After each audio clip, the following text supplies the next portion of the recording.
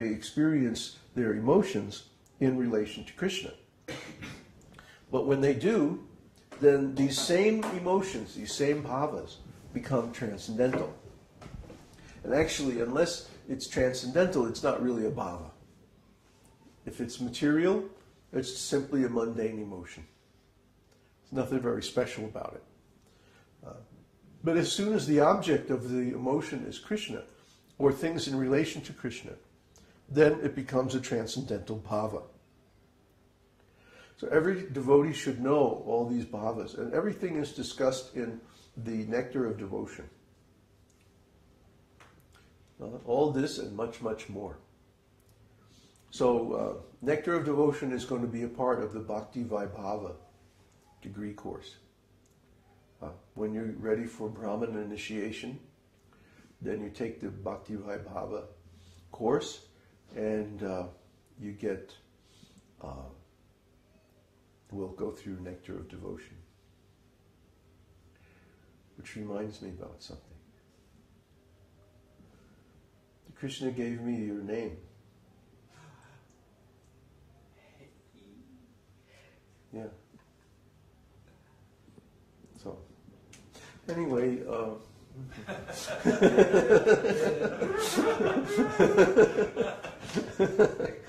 that? Huh? Do we find out today? I don't know. What do you think? Next year. Well, it depends. I mean, do you want to have the whole ceremony and all this stuff, or do you just want me to? We should have ceremony. We should have a ceremony for both of them. Yeah. But it doesn't hurt to tell the name, does it?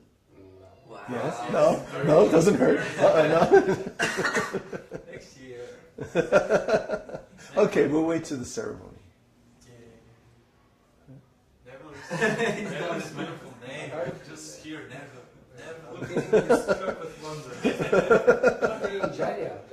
Jāḍya? No.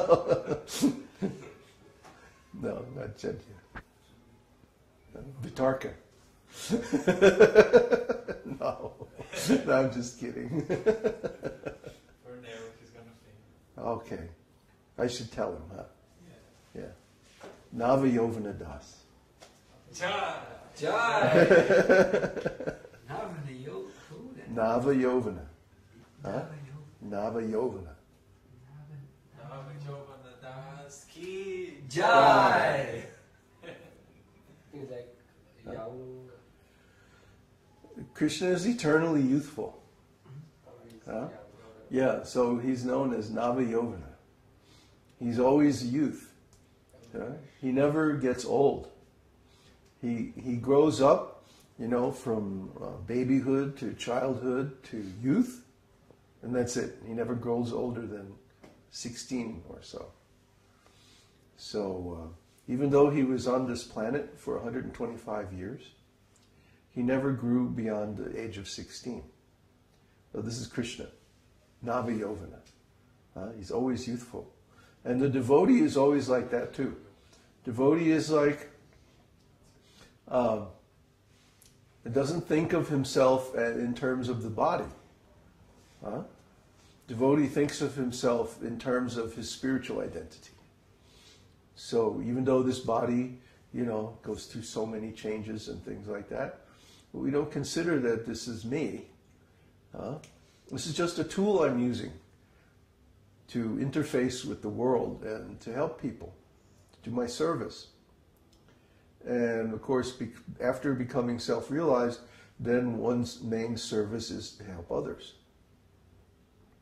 And this keeps you young. Srila Prabhupada said, as long as there's preaching, there's life. He also said, when I see any of my books published, I get enthusiastic like a young man. So I can relate to that.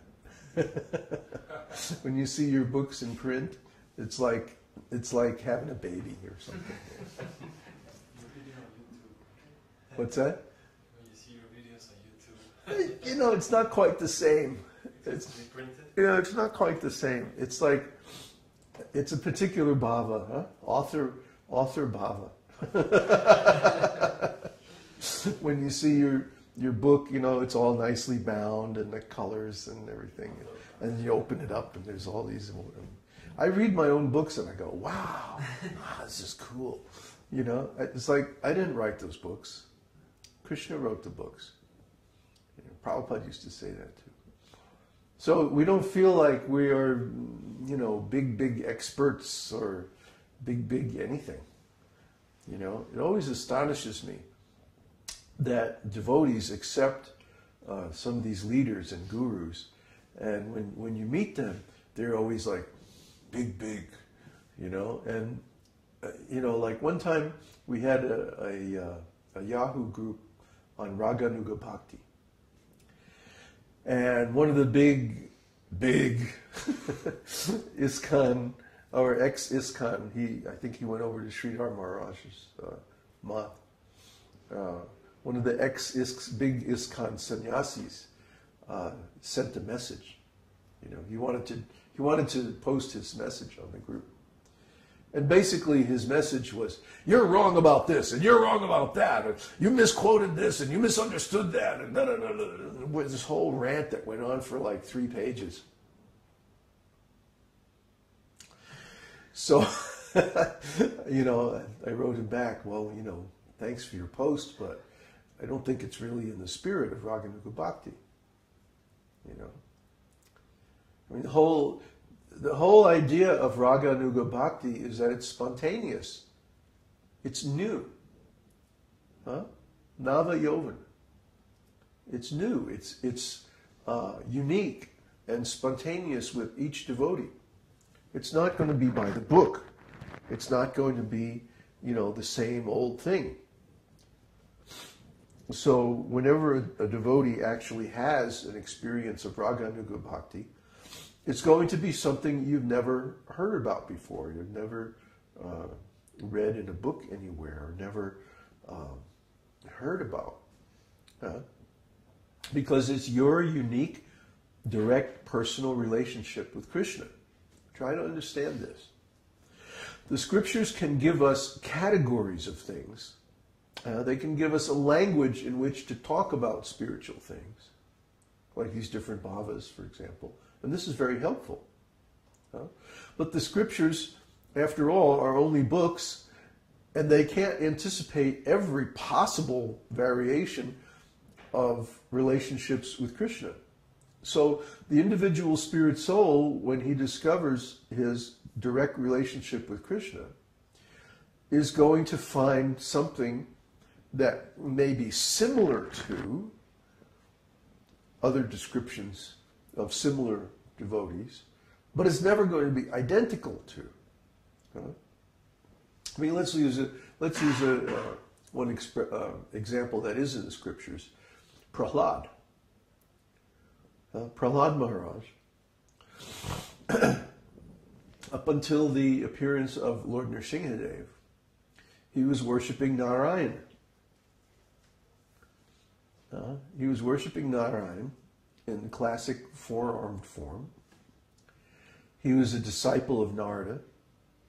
Narada is, you know, transcendental spaceman who travels around and gets everybody in trouble so that Krishna can come and straighten things out. And Narada had instructed him about devotional service in the womb of his mother. So then when the Lord finally appeared, he appeared in this unprecedented form that no one had ever seen before. Half man, half lion. Narahari. Anyway, he appeared in this form, and he was very affectionate with his devotee, Prahlad, indicating that the relationship between Prahlad and Nrsimhadev was as a son to the father. Prahlad was a young boy, 5 years old, and Nrsimhadev, of course, is the Supreme Lord. So Nrsimhadev acted in a very proprietary, very paternal mood towards Prahlad. So that was their relationship. Now, when I realized my relationship with Lord Nrsimhadev is completely different, totally different, but still, it's of the same personality of Godhead, just a different pastime, just a different aspect, just a different lila. And our view of the spiritual world, and the material world for that matter, is that they're virtual realities. Krishna can expand in any number of forms, of any different mood or quality or pastime, to interact with his devotees in a way that's pleasing to both of them. It's not like when you get to the spiritual world,